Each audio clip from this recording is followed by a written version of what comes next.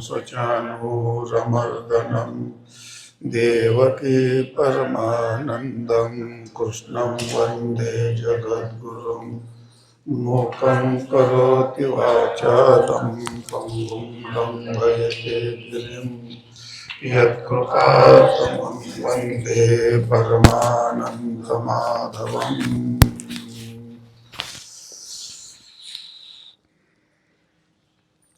श्रद्धया परया तप्तम्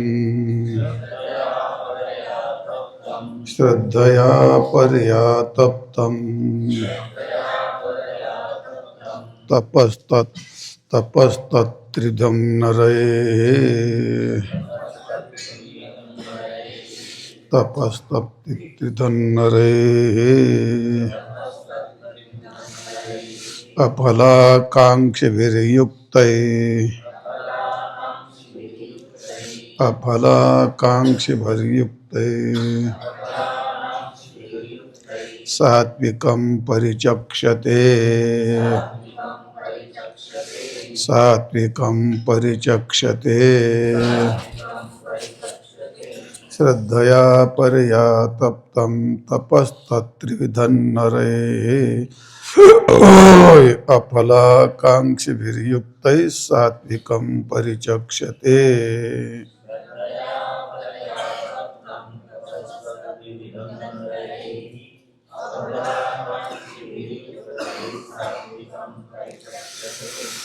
श्रद्धया परया तप्तं तपः त्रिविधं नरैः अफलाकाङ्क्षिभिः युक्तैः सात्विकं परिचक्षते असा पदच्छेद आहे. अफलाकाङ्क्षिभिः युक्तैः नरैः आणि परया श्रद्धया तप्तं त्रिविधं तपः सात्विकं परिचक्षते असा अन्वय आहे. शब्दशः अर्थ असा आहे तो अफलाकांक्षीभिः युक्तैः म्हणजे कोणत्याही फलाची अपेक्षा इच्छा नसणाऱ्या पुरुषाकडून यानी युक्त असा जो तप करणारा तो तपी नरही अशा पुरुषांच्याकडून तृतीयचं बहुवचन आहे, बहुवचन आहे, त्यामुळे अशा पुरुषांच्याकडून परया श्रद्धया अत्यंत परम श्रद्धेने जे तप केल्या जातं ते तप त्रिविध प्रकारचा आहे आणि त्या त्रिविधन तापापैकी यातलं हे तप सात्विक असं त्याला म्हटलं जातं. सात्विक तप आहे असे म्हणतात. थोडक्यात फल आणि आकांक्षा रहित हे एक विशेषण आहे आणि परम श्रद्धेने हे या दोन विशेषणाने जे तप केले जाते ते 3 प्रकारचं तप असतं असं म्हटलं जातं. ते त्याला सात्विक तप असं म्हणतात. असा शब्दशः अर्थ सांगितला. तर या ठिकाणी तप मागच्या श्लोकातही तप सांगितलेलंच आहे. जे पहिलं कोणतं आहे? देवद्विज गुरुप्राज्ञ पूजनम शौचमार्जम ब्रह्मचर्यमहिंसा च शारीरं तपोच्यते.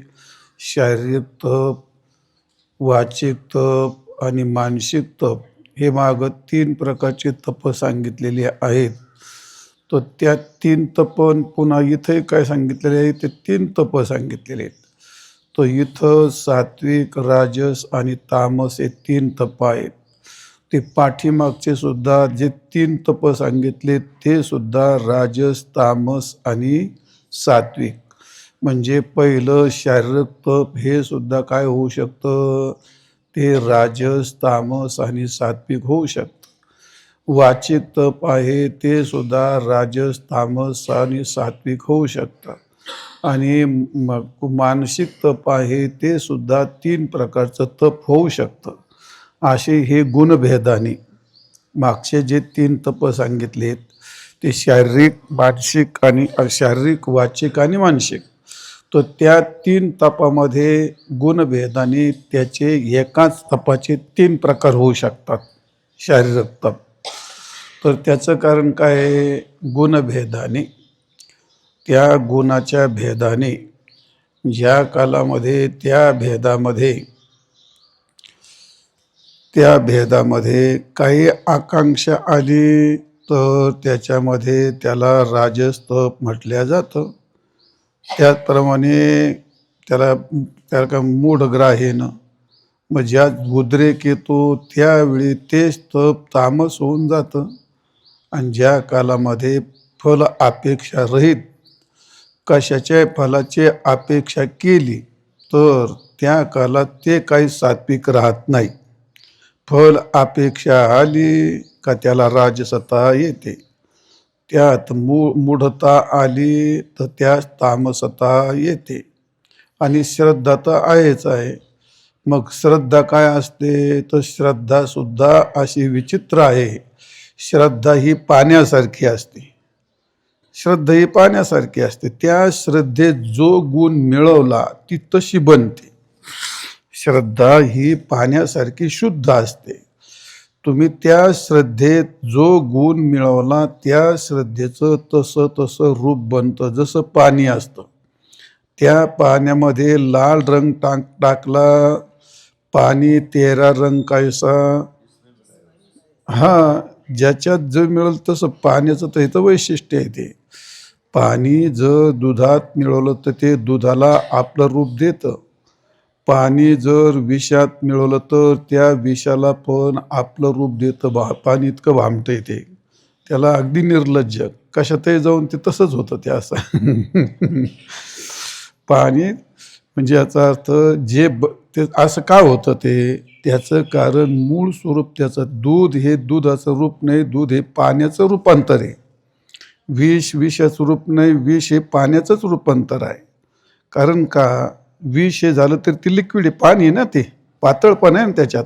मग ते पाण्याची एक विकृती येते, पाण्याचा एक विकार आहे. तो दूध सुद्धा काय एक पाण्याचा विकार आहे. पाण्यापासून चारा झाला आणि चाऱ्यात पाणीच आहे, पाण्याची प्रक्रिया झाली आणि प्रक्रियेचं दूध झालं. उगा अग्नीवर पाणी टाकलं म्हणजे काय पाणी त्याला त्याचं रूप देईल? पाणी काय असं नाही ना. जे त्याचं मूळ रूप आहे त्या मूळ रूपाला ते आपलंसं करून घेतं किंवा आपलं रूप त्याला देतं. मग जसं पाणी हे दुधाला आपलं रूप देऊन दुधासारखं बनतं. पाणी हे दारूत टाकलं तर ते दारूला आपलं रूप देऊन आपण तसंच बनतं. आणि पाणी विषात टाकलं तर ते विषाला रूप देऊन ते तसंच बनतं. त्याचप्रमाणे गुण हा तर गुणच असतो. पण ज्या कालात कोणताही गुण असला, रजगुण, तमगुण, सत्वगुण, जशी श्रद्धा एकच असतं, पाणी एकच आहे, तसा गुण सुद्धा एकच असतो. गुणात 3 होत नसतात ते. तर मग त्या गुणाला त्रिविधता का निर्माण होते? त्या गुणामध्ये ज्या काला शुद्ध श्रद्धा मिश्रित होते त्या कालात त्याला सात्विकता येते. ज्या कालात त्याच गुणामध्ये अपेक्षा निर्माण होतात त्या कालात त्या गुणाला रजगुणता येते किंवा त्यात क्रिया येते. त्या कालात त्याला रजगुणता येते. आणि त्याच गुणामध्ये ज्या कालात उद्रेक हिंसात्मक येते त्या कालात त्या गुणाला तमगुणता येते. मुळात हे त्रिगुण सुद्धा एक प्रकारचा गुण असून त्यात ज्या गुणामध्ये जडता असते त्यावेळी त्याला तामस म्हणतात. ज्या गुणामध्ये क्रिया असते त्यावेळी त्याला राजस म्हणतात. आणि ज्या गुणामध्ये जाणतेपणा असतो त्याला सात्विक म्हणतात. म्हणजे गुण एक असला तरी ज्ञान म्हणजे त्याला काय म्हणतो आपण, क्रिया आली, जडता आली आणि ज्ञान आलं तर त्याला तसे तसे नाव प्राप्त होतात. असो, ते जास्तच लांब गेलं, तुम्हाला इतक्या खोलात नाही न्यायचं. मुद्दा सांगायचा आहे, जी श्रद्धा असते ती श्रद्धा गुणभेदाने 3 होऊन जाते असं सांगायचं. श्रद्धा ही पाण्याचं उदाहरण सांगितलं तुम्हाला, ते आलं तोंडात म्हणून सांगितलं. तर श्रद्धा ही 3 रूपांनी 3 बनून जाते. मग श्रद्धा ज्या कालात आपलं पहिलं तप काय ते शारीरिक तप आहे.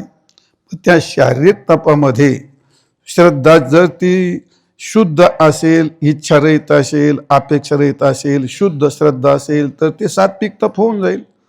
पण त्याच काळात ती श्रद्धा जर एखाद्या अपेक्षेने, तुम्ही अपेक्षेने जर काही केलं तर त्याच्या पाठीमागे इच्छा असतेच की नाही, श्रद्धा असतेच. आता तमोगुण ते लोक देवदेव करत चालली बोकडी येऊन कापायला, हा मग त्याला श्रद्धा नाही असं कसं काय म्हणता येईल? पण ती तामसी श्रद्धा असते ना, ती श्रद्धा तामसी असते. मग ते ब्रह्मचर्य पहिलं तप कोणतं आहे? ते शारीरिक तप आहे.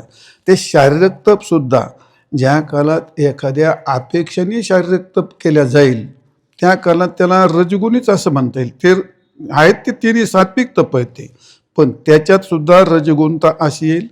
त्याच्यात सुद्धा जर एखाद्या हिंसात्मक जर ते होऊ लागलं तर त्याला तमोगुणता येईल, आणि त्याला सात्विक शुद्ध श्रद्धा असेल तर सात्विक तपाने. लक्षात आलं तुमच्या? पहिलं शारीरिक तप सुद्धा 3 प्रकारे होऊ शकतं, मानसिक तप सुद्धा 3 प्रकारे होऊ शकतं, आणि वाचिक तप सुद्धा 3 प्रकारे होऊ शकतं. तर हे पाठीमागचे तप 3 तप सांगितले, तर इथे पण 3 तप आले आहेत. तर त्यातले 2 पद महत्वाचे आहे, आपले 3 पद महत्वाचे आहेत. हे पहिलं काय ते, ज्या ज्या कालामध्ये तुम्हाला अफलाकांक्षी कोणत्याही फलाची अपेक्षा नसते त्या कालात त्या तपाला सहजरित्या त्या तपाला सात्विकता येईल. आणि ज्या कालामध्ये कशाची तरी अपेक्षा निर्माण होईल त्या कालात त्या तपाला राजसत्ता येईल. आणि ज्या कालात त्या तपामध्ये आग्रह, हट्ट, उद्रेक येईल त्या कालात त्या तपाला तामसता येईल. कोणतंही तप असून कसं असो तुमच्या ते विषय लक्षात आला तर असं तप आहे. तपाची गोष्ट पाठीमागही मला वाटतं झाली होती एकदा केव्हा तरी. तर तप याचा अर्थ तपेती ती तपहा, जे तापतं, तापल्या जातं, तापवितं त्याला तप असं म्हणतात. ते स्वतःहून तप्त होतं किंवा त्याला तप्तही केलं जातं, किंवा तप हे दुसऱ्याला पण ताप देतं, त्यालाच तप म्हणतात. तप्यते ती ताप म्हणता काय काय तपोभिही प्राप्यते. म्हणजे या ठिकाणी तपती तापयती ती तपहा. तपती तप्त होणं त्याला तप म्हणतात, आणि तापयती तापल्या जातं त्याला तप म्हणतात, आणि ताप देतं त्याला पण तपच म्हणतात. एखाद्याला समजा त्याच्याकडे जर तप असला तो कोणाला शाप देऊ शकतो ना. एखाद्याला शाप द्यायचं म्हणलं त्याच्याकडे तप असलं पण ते तप काय करतंय, ते एखाद्याला घेण्याने त्यांचा त्रास देत आहे ना. एखाद्याला शाप देऊन काही करून टाकतं ना त्याच्यात, त्या तपामुळे. म्हणजे ताप पण देऊ शकतं ते तप, आणि ते स्वतः पण तप्त होतं.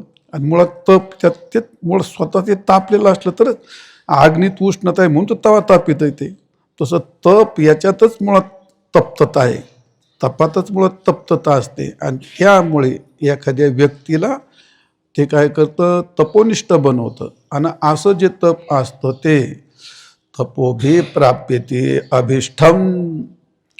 तर तपाने तुम्हाला आत्तापर्यंत जगात ज्याला जे जे काही प्राप्त झालं ते तप, किती साध्यातला साधा विषय असू द्या.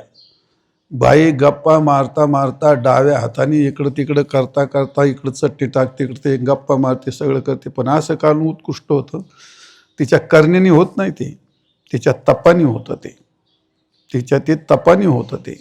कारण का तिचा बालपणापासून इतका इतकं पिंडात बसलं तिच्या, ते न कळत जरी तिनं केलं तरी ते तपाची गोष्ट आहे ती. शेती असेल ती, किंवा व्यापार असेल, काय अध्ययन असेल, जे काही त्याला प्राप्त होतं ते त्याचा तपाचं फल असतं. आणि म्हणून अभिष्टम, तपाने काय प्राप्त होत नाही, तपोभिः प्राप्यते अभिष्टम न असाध्यम. न असाध्यम ही तपो तपस्यतः. जगामध्ये कोणतीही गोष्ट असाध्य नाही तपाला. इच्छित प्राप्त होण्याकरता जसं तप आहे तसं तप हे जगात काय अशक्य आहे, जे काही प्राप्त करायचं ते तप करू शकतो. तप म्हणजे तुमच्या लक्षात आलं इंजिनियर के असेल, डॉक्टर के असेल, वकिली असेल, शेतीचा असेल, व्यापाराचा असेल, काय परमार्थातला असेल, स्वयंपाकाचा असेल, काय जे असेल ते तपे विन दैवत. ज्या विषयामध्ये त्या व्यक्तीचे 12 वर्षे जर गेले एकनिष्ठेने, तर तो विषय त्याला आत्मसात होतो. बरा तो विष खायचा का असे ना, पण तो विषय पचू शकतो. असं आहे. असं ते तप आहे. जगात काय नाही, सगळं त्याला प्राप्त होतं. आणि म्हणून तप त्याला म्हणतात तप. त्याला वैदिक क्लेशजनक कर्म. हा कर्म वैदिक याचा अर्थ विधीने युक्त असे क्लेशजनक जे कर्म असतं त्याला तप म्हणतात. तप कोणतंही काय मौन धरून होत नाही, ते कर्मच असतं. पण कोणतंही तप असेल ते क्लेशजनकच असतं. पण कोणतंही क्लेशजनक तप केलं तर ते तप त्याला ते काही फल प्राप्त करून देईल असं नाही. तर त्याकडे वैदिक म्हणजे याचा अर्थ विधीने युक्त अशा शरीराला दिलेले क्लेश आणि त्या क्लेशापासून निर्माण झालेली जी गोष्ट अपूर्व असते त्याला म्हणतात तप. समजलं का तुम्हाला? वैध क्लेशजनक कर्म.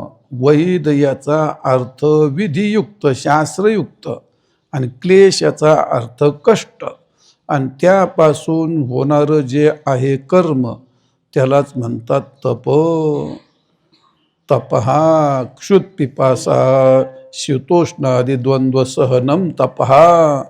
शीत आणि उष्ण हे द्वंद्व सहन करणं याला सुद्धा तप म्हणतात.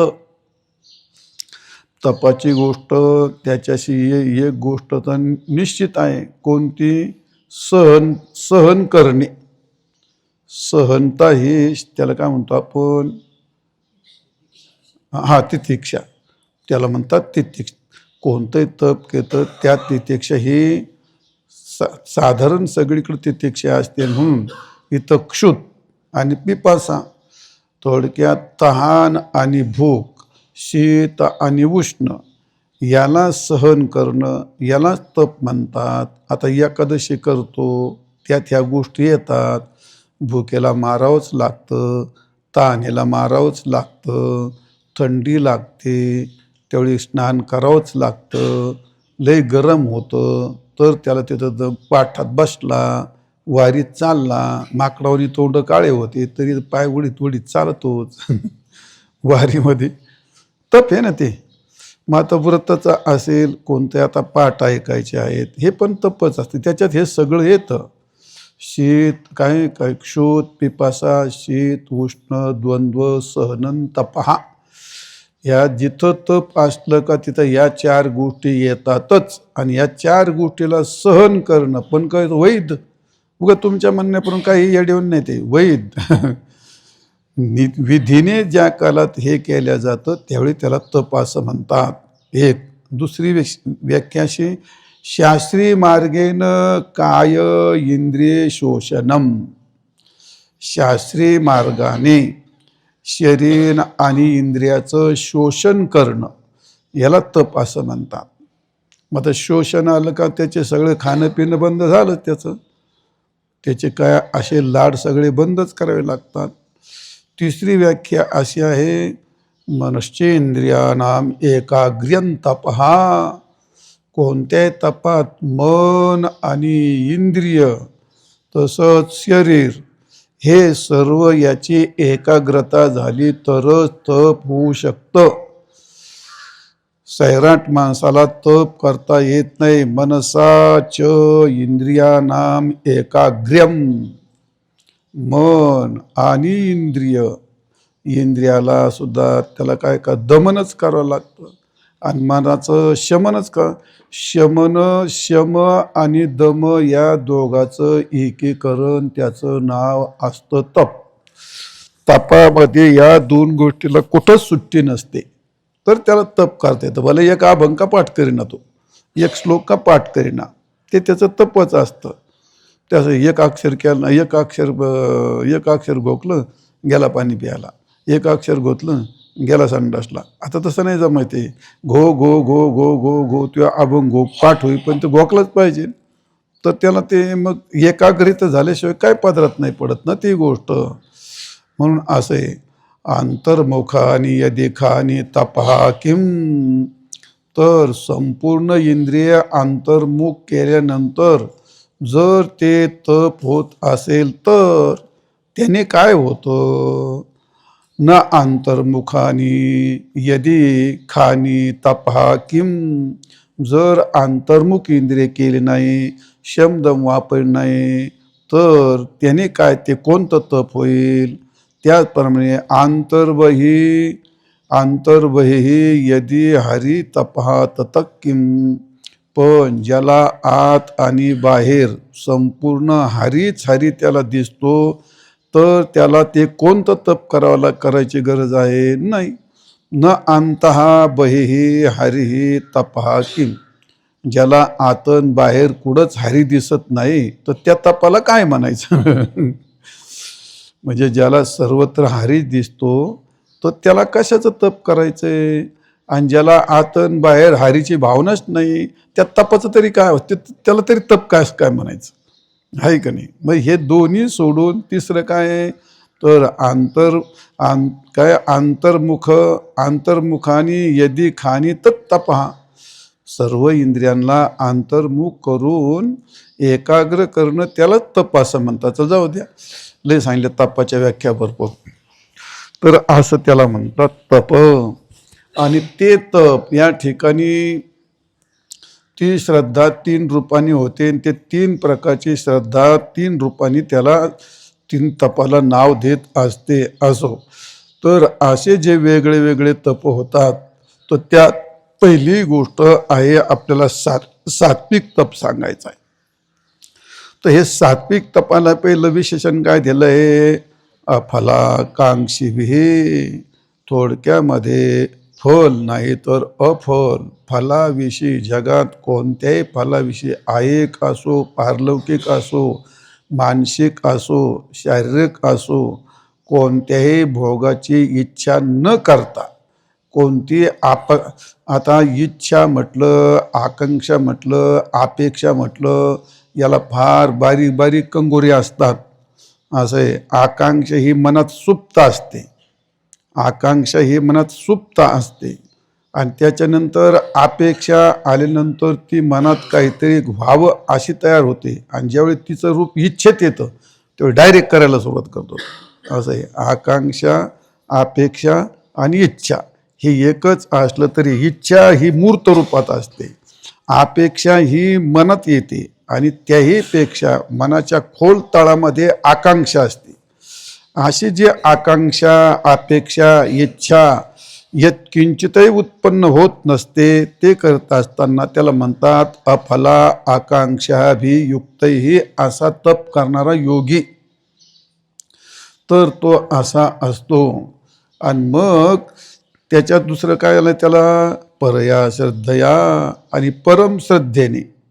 परम श्रद्धेने आणि निष्कामतेने ज्या कालामध्ये तप केल्या जातं ते तप त्याला सात्विक तप असे म्हणतात.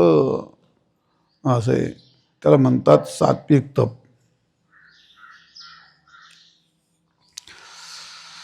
आता श्रद्धेने करतो, निष्कामही करतो, सगळं करतो, पण ते तप करता करता काहीतरी तिसरंच करतो. मग त्याची भावना चांगली असते, इच्छा काही नसते, श्रद्धा मोठी भानगड असते.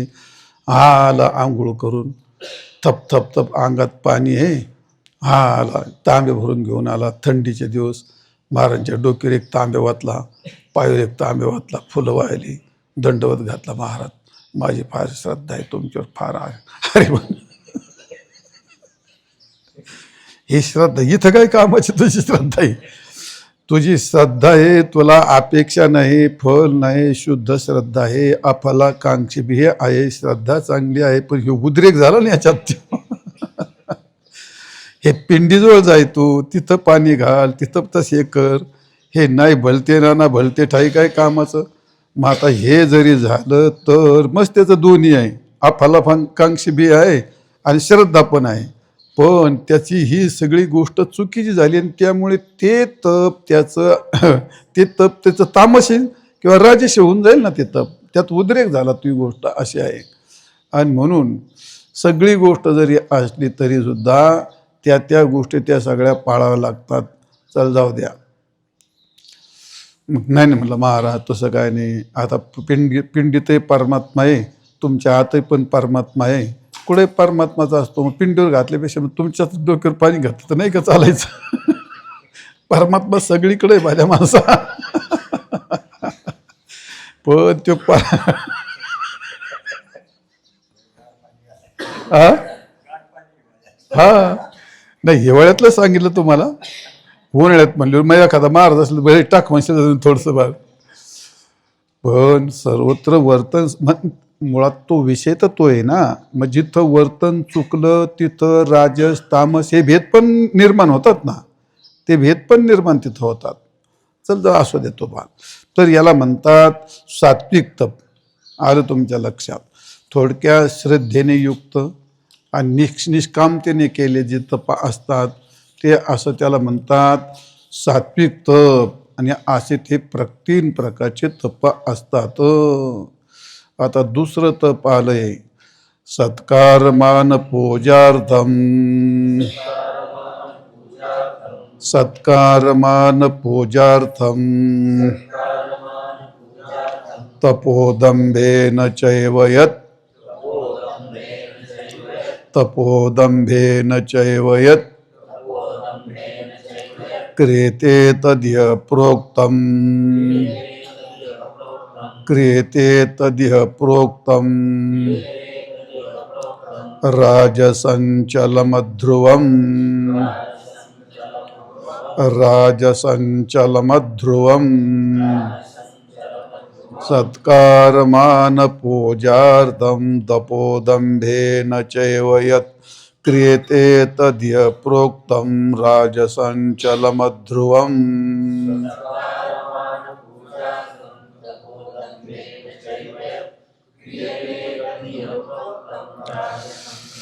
सत्कारमान पूजार्थं तपः दंभेन चैव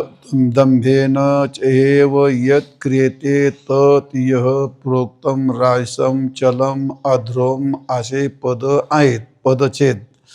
अन्वय असा आहे तर यत् तपः सत्कार मान आणि पूजार्थम क्रियते, त्याला त्याचप्रमाणे दंभेन क्रियते तर त्याला यह राजसन तपः, त्याला राजस तप असं म्हणतात.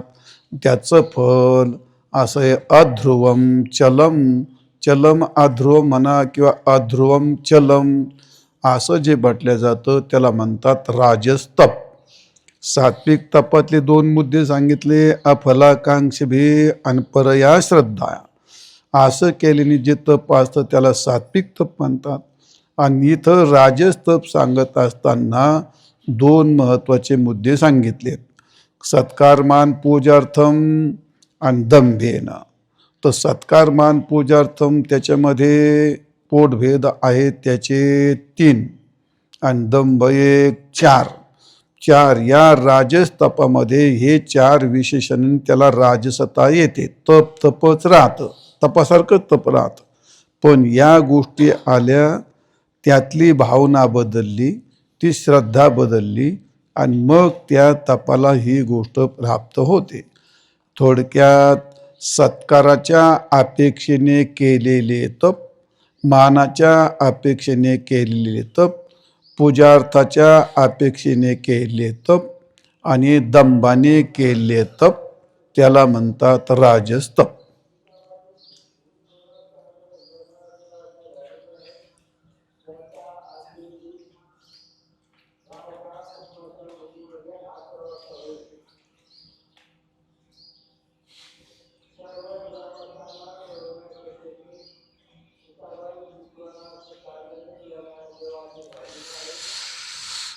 तर चला पहिली गोष्ट काय आहे, सत्कार, मान आणि पूजा ह्या कशा काय असतात म्हटले तर सत्कार करायचा याचा अर्थ आपण सत्कार मूर्ती व्हावी.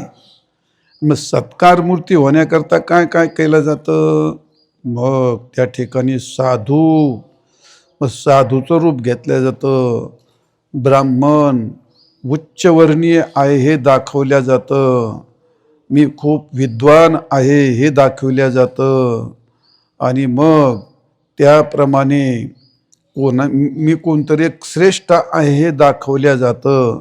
आणि मग दाखवण्याचे प्रकार असतात का त्याच्या डोक्यामध्ये माझा सत्कार व्हावा ही सगळ्यात मोठी गोष्ट त्याच्यात असते. आणि म्हणून ते तप तो करतो, तपच करतो. पण डोक्यात कल्पना काय? लोकांनी मला फार साधू म्हणावं, लोकांनी मला कोणतरी उच्चवर्णीय असं समजावं, लोकांनी मला विद्वान समजावं, मग लोकांनी मला श्रेष्ठ समजावं.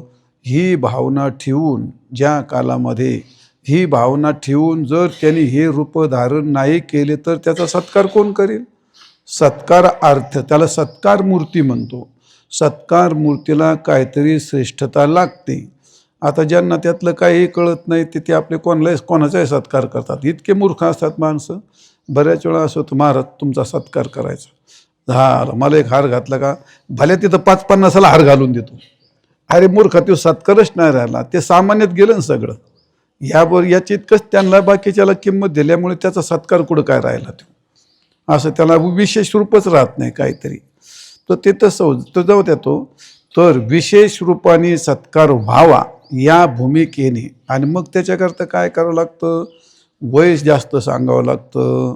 महान सत्कार करून घ्यायचा आहे ना, मग कोण वयाचं विशेषण देऊन त्याचा मोठेपणा वाढवतो, कोण धनाचं विशेषण, धनाने सुद्धा श्रेष्ठ असतो, धनाने तो मोठेपणा दाखवतो, किंवा विद्येने पण मोठेपणा दाखवतो, किंवा एखादा मी फार गुणवान आहे, मग काय होतो, एखादा अत्यंत मोठा कलाकार असतो, हे नृत्य, वाद्य, गाणं अशी एखादी मोठी कला असते, त्या कलाकाराचा माणसं सत्कार करत असतात.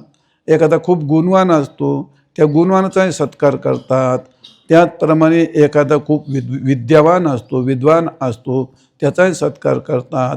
एखादा मोठा धनवान असतो त्याचाही सत्कार करतात. एखादा फार वयाने ज्येष्ठ असणार त्याचा पण सत्कार करतात. मग आपला सत्कार व्हावा या इच्छेने हे सगळे विशेषण जोडून घेतो तो. हे विशेषण जोडून ते दाखविण्याचा प्रयत्न करतो. कारण का? त्याला सत्कार करून घेण्याची इच्छा असल्यामुळे त्याला हे नाविलाजाने सगळं खोटं असलं तरी त्याला ते दाखवावं लागतं. आणि म्हणून त्याच्या तपाला राजसता येते. कारण त्याला ते करून घ्यायचं आहे सत्कार. आणि या भूमिकेने तो केलेलं तप असतं. लोकांनी माझा सत्कार करावा. अनुष्ठानाला बसलं का मोठे मोठे माळाच, जटा, दाढी, भस्माचे पट्टे, काही वेगळं वस्त्र नेसायचं, मौन धरायचं, काय ते दुनिया काही करायचे. तप करतोय तो. पण त्यात काय, सगळ्यापेक्षा मी श्रेष्ठ ठरावं, सगळ्यांनी लोकांनी मला फार मोठं म्हणावं, श्रेष्ठ म्हणावं, याकरता तो बिचारा कष्ट करतो, तप करतो. पण आतली भावना श्रद्धा जी आहे ती श्रद्धा, त्या श्रद्धेचा भावनेचा विषय हा असतो की माझा कोणतरी सत्कार करावं. याला म्हणतात सत्कार. सत्कार अर्थम तपहा राजसहा. दुसरी गोष्ट काय आहे? मान आपण गेल्यानंतर अभ्युत्थानादी आपण गेल्यानंतर लोकांनी तटातटा उभं राहिलं पाहिजे. लोकांनी आपल्याला पुढे गेलं का जे हरी नमस्कार वाकून दंडवत करून नमस्कार करून केलं पाहिजे. मग याला म्हणतात मान्यता. मोठमोठे बक्षीस दिलं पाहिजे. ही भूमिका ठेवून मग त्या कालामध्ये तो तप करतो. मग याला काय म्हणतात? हे राजस्तप. आणि तिसरं काय आहे? पूजार्थम. पूजेला काय काय लागतं? मग जल, गंध, पुष्प, दक्षिणा, वस्त्र, धूप, दीप, आमकं तमकं हे सगळं लोकांनी घेऊन यावं म्हणून आपण पूज्यता दाखवतो. सत्कार व्हावा ही एक वेगळी भूमिका असते. मान्यता मिळावी ही एक वेगळी भूमिका असते. आणि पूज्यता मिळावी एक वेगळी भूमिका असते. सत्कार कोणाचाही केला जातो. एखाद्या नेत्या पुढेचा सत्कार करतात मग ते पूज्य असतात असं थोडंच आहे. नाही. आणि मानमान्यता कोणला एखादा उद्योगपती असला, पैसा कुठे एखादी मोठी पंगत बिंगत दिली, काही मदत केली, त्या लोक मानमान्यता किंवा काहीच नसतं, नुसतं झाडून घेतो तो, काहीच नसतं त्याच्याकडं. खूप कष्ट मंदिरामध्ये कुठं इतकी सेवा करतो तो, खूप इतका सेवाधारी असतो ना, लोक त्याला मान्यता देतात ना. हो हो, तुम्ही आल्याशिवाय नाही जमायचं बरं का, तुम्ही या तुम्ही या. तर काही माणसं गावामध्ये इतके पेटंट असतात, ते कोणी माणूस मिळाला का ते सगळ्यात आधी हजर असतो तिथं. असं आहे. काही माणसं रडायला पेशल असतात आणि काही माणसं ते मडे बांधायला पेशल असतात. त्यातले स्पेशलिस्ट असतात ते. आणि मग ते गप तुम्ही यावर का तिथं सर, असं तुम्ही आल्याशिवाय मिळणार दिलं का त्याला मान.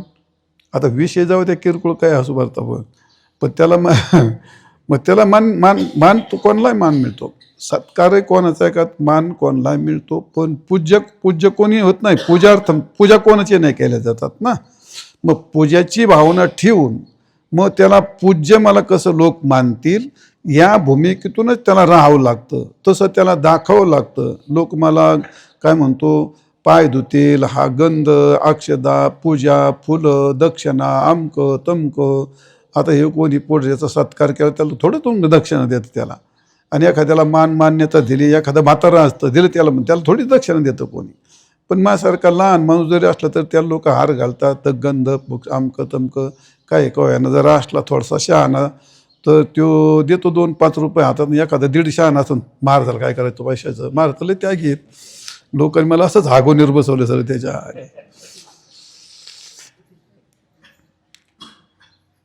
चल जाऊ द्या, नाही तुम्ही उद्यापासून सुरू करताना सगळे दक्षिणा द्यायला. चल जाऊ द्या. म्हणजे याचा अर्थ किती सांगितलं तुम्हाला, सत्कार, मान आणि पूजार्थ. आता हे 3 विशेषण झाले. पण दुसरं जे विशेषण ते फार खतरनाक आहे. दंभेनं दंभाने केलं जातं. दंभेण्याचा अर्थ मग काय केला, वेशभूषा, केशभूषा, पोशाख भूषण, भाषाभूषा. भाषाच एक वैलक्षण्य मग काय म्हणतो आपण, जेणेकरून लोक आपल्याकडे पाहतील अशी वेगळी भाषा. मग मराठी बोलायचं ना, हिंदी ठोकायची तर लोक आपल्याकडं काहीतरी वेगळं. नाही तर मग कीर्तन इंग्लिश जास्त बोलायचं. हे ते भाषेने काय, ज्या कालामध्ये जेथे जी भाषा वापरायची गरज नाही तिथे ती भाषा वापरतो. त्या काळात त्याच्या पोटात 100% दंभ असतो. त्यात काय दुसरं काय होत त्याच्यात, काय तथ्य काहीच तथ्य नाही. त्यात तो दंभच असतो का मला हे येतंय.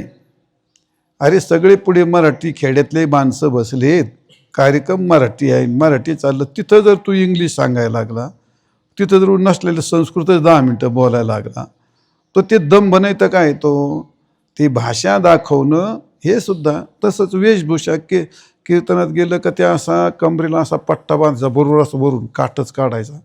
मग ते काय विचारूच नका तुम्ही. ते कीर्तन करतो गोष्ट सगळी चांगली, पण त्याच्यावर एवढा दंभ येतो त्या वेशभूषेतून पण तो डोकवतो आणि भाषेतून पण तो डोकवतो, केशभूषेतून पण डोकवतो. कशातून दंभ डोकेल याचा काही भरोसा नाही. आणि त्यामुळे मग हे दंभाने केलं जातं ना. थोडक्यात एका वाक्यात ज्यावेळी आपण आपल्याकडे दुसऱ्यांनी पाहावं या भूमिकेतून केल्या जातं, त्या काळात त्याच्या दंभ असल्याशिवाय त्याच्याकडून ह्या गोष्टी घडत नाहीत. आणि मग हे कुठंही येतं, ते पूजेत येतं, कीर्तनात येतं, भजनात येतं, कशातही येतं. आपण कीर्तन करतो त्यावेळी सगळ्या लोकांनी मला टाळ्या द्याव्यात. दंभ जर नसेल तर तशी भावना होईल का, ती नाही होणार ना. घर बांधलं, बंगला बांधला, लोकांनी इकडं या वा, म्हणजे थोडक्यात त्या वाच्या पोटामध्ये दंभ आहे. मला एवढं सांगायचं. वा म्हणजे वा, नाही तर वा म्हणतात. वा वेगळ्या डोक्यातल्या वा वेगळ्या. आणि जो वा आहे ना, त्या वला काना वा या शब्दाने एवढं जगाचं वाटोळं केलंय. त्याच्या इतका वाईट शब्द जगात कोणताच नसेल मला सांगतो. लोक मला कसं वा म्हणतील आणि त्या वाच्या पाठीमागे दंभ. लोकांनी वा म्हणावं याच्याकरता जे केल्या जातं त्याला दंभच म्हणतात. मग तो मुलीच्या लग्नात जेवण केलं काय, मुलीच्या लग्नात मंडप घातला काय, काय जे करेल ते, नुसता डीजे जरी लावतो लोकांनी त्याला वा म्हटलं पाहिजे. आणि वा म्हणायची अपेक्षा असते तेथे दंभ 100% घर करून बसलेला असतो. आणि म्हणून हे सगळं थोडक्यात दंभयुक्त केलेलं असतं ते. मग असं दंभाने केलं असतं ते, त्याचं फल किती का असतं म्हणले, मग स्वार्थ हे सगळं केलं त्याने काय स्वार्थाकरता केलं ना. आता दोन गोष्टी येतात, ज्यावेळी त्याच्यात स्वार्थ येतो, दंभ येतो. पुढची गोष्ट बाळू इतकी वाईट आहे, तो जाणून बुजून आपल्याला दुसऱ्याला फसवतो की नाही. आपल्याकडे ते नाही. आपण ज्यावेळी दंभ घुसल्यानंतर नसलेलं दाखवतो, तो नसलेलं दाखवतो, याचा अर्थ समोरच्याला फसवतो की नाही. तो मग समोरच्याला फसवतो, पण पहिला त्याला फसवतो, नंतर दुसऱ्याला फसवतो. आणि ह्या दुसऱ्या एवढ्या फसवीतला कार्यक्रम म्हटलं होती, तो काय फल देईन बरं तो आता. म्हणून त्याला म्हणलं अध्रुवम. त्याचं फल दोन गोष्टी आहेत त्या फलामध्ये.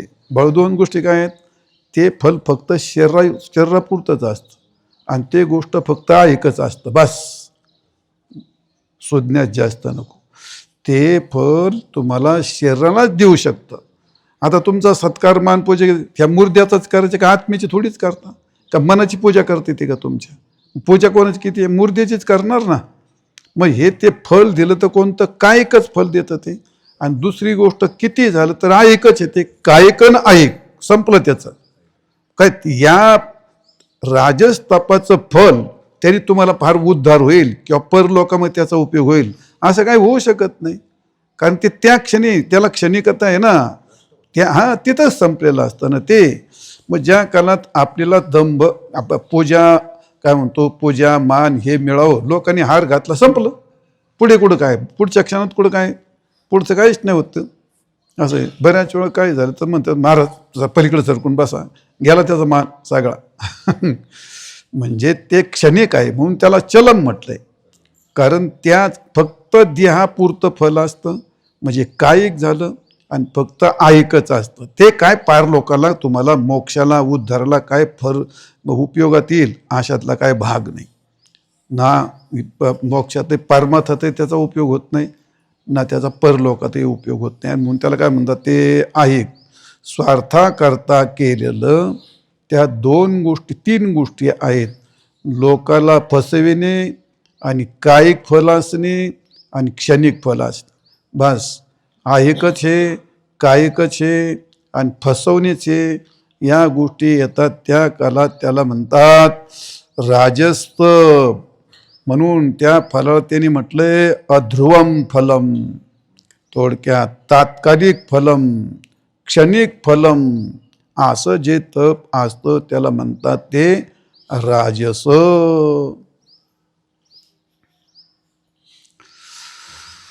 राजस फलाकांक्षी, कोणत्याही गोष्टीची आकांक्षा झाली तर त्यात राजसाचं रूप राहतं, हे सांगितलं तुम्हाला पाठीमागे. जर झाला श्लोक, मूढग्राहेणात मनोयत, मूढग्राहेणात मनोयत, मूढग्राहेणात मनोयत,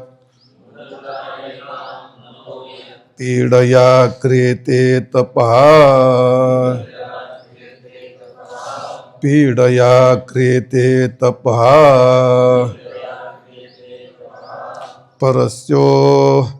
परस्योत्सादनार्थं वा, परस्योत्सादनार्थं वा तत्तामसमुदाहृतं, तत्तामसमुदाहृतं, मूढग्राहेणात्मनो यत्पीडया क्रियते तपः, परस्योत्सादनार्थं वा तत्तामसमुदाहृतं.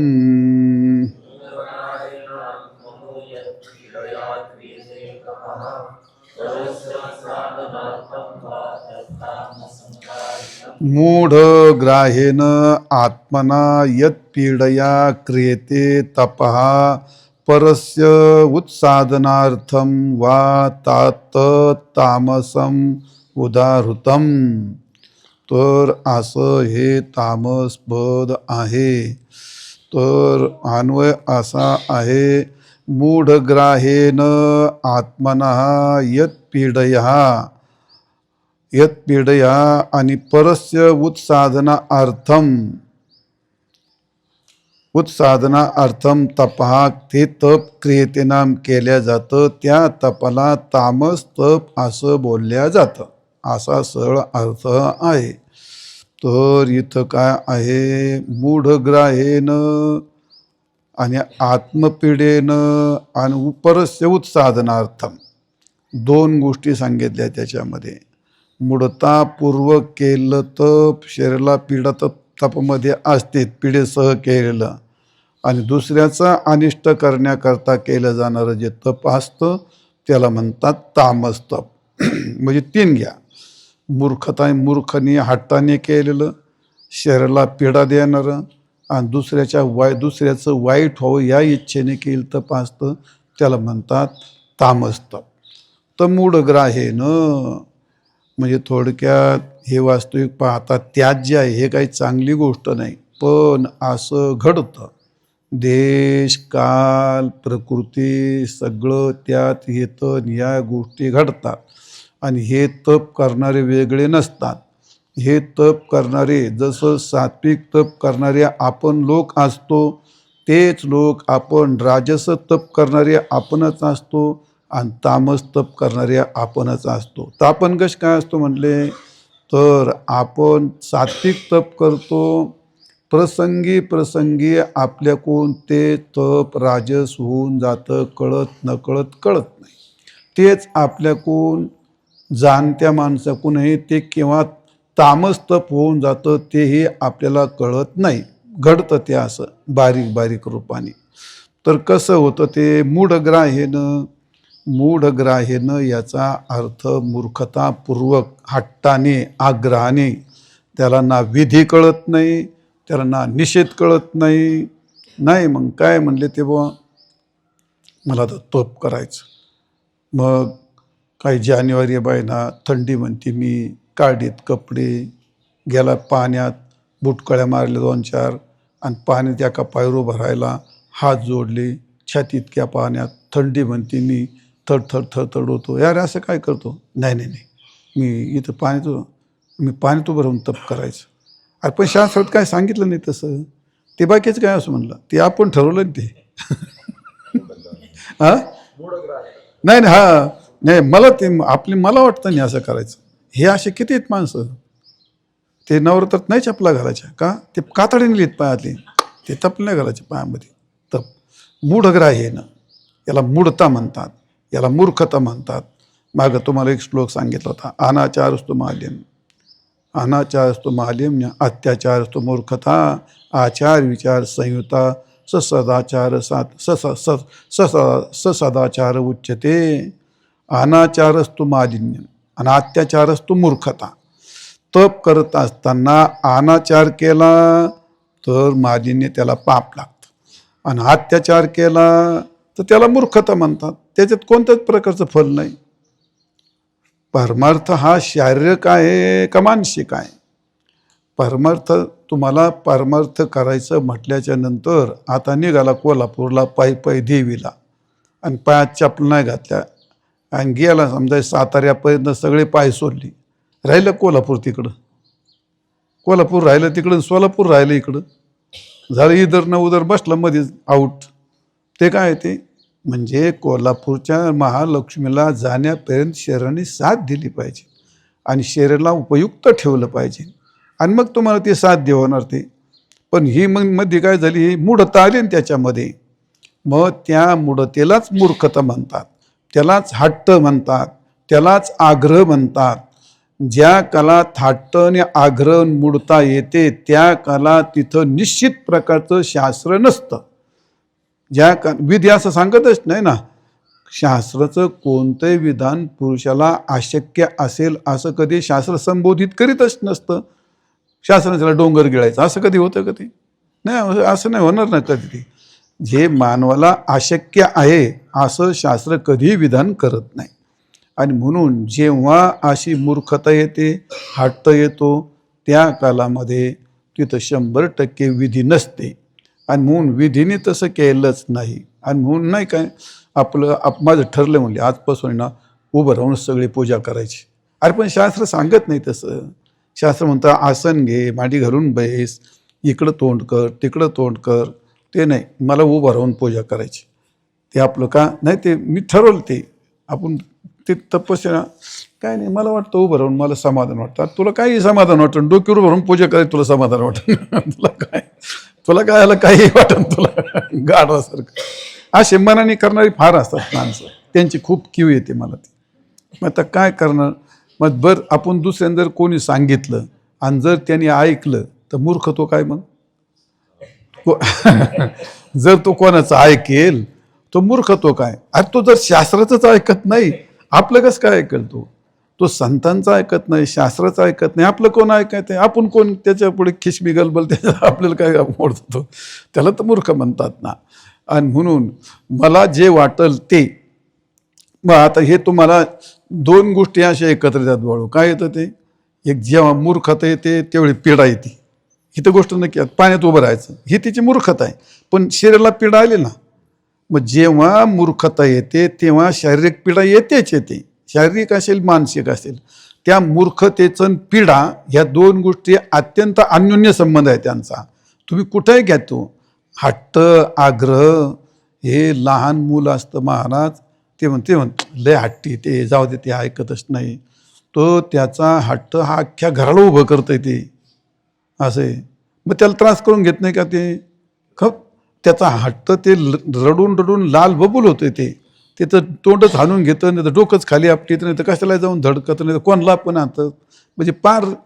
मग त्याचा जो हट्ट जसं ते स्वतःला पीडा करतं तोच प्रकार कुठेही ज्या काळात हट्ट आणि आग्रह येतो त्या काळात शरीराला पीडा ठरलेली असते, भले ती विधीने का असे ना ती एखादी गोष्ट. आता व्रत एकादशी करीन उपवासी आणि गायेन आहार निशी मुखे नाम. एकादशी व्रत उपवासी करावं त्याला उपवासी एकादशी म्हणतात. पण मग हिमस विधी आहे, पण तिथं त्या हट्टनं आग्रहाला पीडा झालीच का नाही ती. म्हणून जिथं हट्टन आग्रह येतो तिथं पीडा ही निश्चित ठरलेली असते. आणि म्हणून मूढग्राहेन आत्मना पीडया, स्वतःला तो पीडा करून घेत असतो. असं आहे. शास्त्रात विधान असो नाहीतर नसो त्याला आत्मपीडा होत असते. आणि मग ती पीडा करत असताना कशी पीडा होते. बऱ्याच वेळा काही पीडा होते, मानसिकही पीडा होते, वाचिकही पीडा होते. तुम्ही 2-4 दिवस त्याचं तोंड बांधून त्याला बोलूनच नाही दिलं ना फार त्रास होतोय त्याला. असं आहे. ती वाचिक पीडाच आहे ती एक प्रकारची. मानसिक तर पीडा होतेच कोणाचं, काहीच नाही केलं नुसतं कोणाचं एखाद्याचं काही पाहिलं तरी त्याला त्रास होतो त्याचा.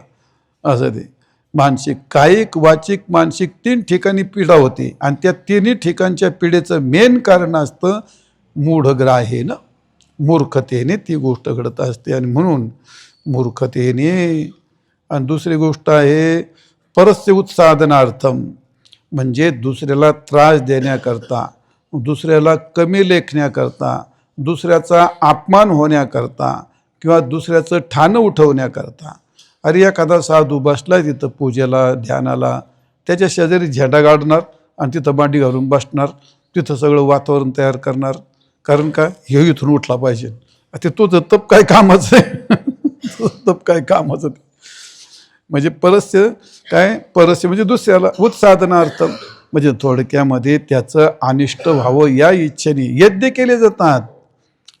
शास्त्रात त्या अथर्ववेदामध्ये हे मंत्र आहेत, यज्ञ आहेत, शत्रू मारण्याचे हे करायचे. तर ते असं आहे. वेदू काय काय नाही, वेद काही पण बोलतो. आणि म्हणून कोणाला तरी धडा शिकवणे, कोणाला तरी आयुष्यात उठवणे, कोणाला तरी अपमानित करणे किंवा कोणाला तरी अत्यंत कष्ट क्लेश देणे, मग त्या उद्देशाने केलेलं जातं. त्या काळात त्याला म्हणतात हे तामस तप. असं जे तप असतं म्हणजे हट्टाने मूर्खतेने अविधीने शरीराला पीडा देणं आणि त्याचप्रमाणे दुसऱ्याला कोणाला तरी त्रास देणं असं त्याला म्हणतात. मग आता त्या हट्टामध्ये ज्या काळात तुम्ही हट्ट घेऊन बसतात मूर्खता, त्या काळात ती मूर्खता इथं पण येते का दुसऱ्याला त्रास द्यायचा तिथं मीच बुद्धिमान आहे माझी इतकं कोणालाच नाही कळत, हे सारखा मागं तुम्हाला काय नाही कळत त्यातलं. आता मला वा रे वा, तू चांगली भांडणं लावायच्या मागं आहे तू. तर तसं माणसाला वाटू शकतं एखाद्या वेळी, नसतं पण वाटतं एखाद्या माणसाला. तर ते काय नाही, म्हणजे तुला नाही म्हणत मी, पण तसं वाटतं एखाद्या माणसाला. तर तो असो भाग असं असतं. म्हणून तात्पर्य काय आहे, म्हणजे हट्टाने केलं जाणारं तप, शरीराला पीडा देऊन केलं जाणारं तप आणि दुसऱ्याचं अनिष्ट करण्याकरता केलं जाणारं तप, त्याला म्हणतात तामस तप. संपलं तप. सात्विक तप, राजस तप आणि तामस तप हे 3 तप सांगितलेत. तर त्यातले तात्पर्य कसे आहेत, ते तप तपच राहतं, तप तपच राहतं, फक्त त्याच्यातल्या भावना बदलल्या तर पुढच्या क्रिया बदलतात, आणि क्रिया बदलल्या तर मग त्याला ते राजस तामस तयार होणार ना, ती अशी गोष्ट. म्हणून असे 3 प्रकारचे तप असतात. पहिले 3 तप सांगितले, शारीरिक तप, वाचिक तप, मानसिक तप, नंतर सात्विक तप, राजस तप आणि तामस तप. असे तपाचे 3 प्रकार सांगितलेले आहेत. आता पुढे काय येणार, आता दानाचे 3 प्रकार येणार आहेत. पण मला वाटतं दानाचे प्रकार नंतर सांगू, उद्या सांगतो दानाचे प्रकार. पुंडलिक वरदा हरी विठ्ठल श्री ज्ञानदेव तुकाराम पंढरीनाथ विठाल विठाल विठाल. पुंडलिक वरदा विठ्ठल.